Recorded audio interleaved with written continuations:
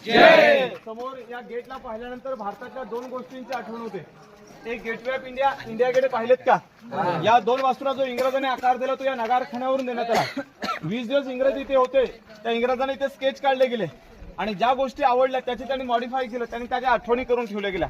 याला 350 वर्ष पूर्ण होऊन गेली. गेटवे ऑफ इंडिया, इंडिया गेटला 250 वर्ष पूर्ण होऊन गेली.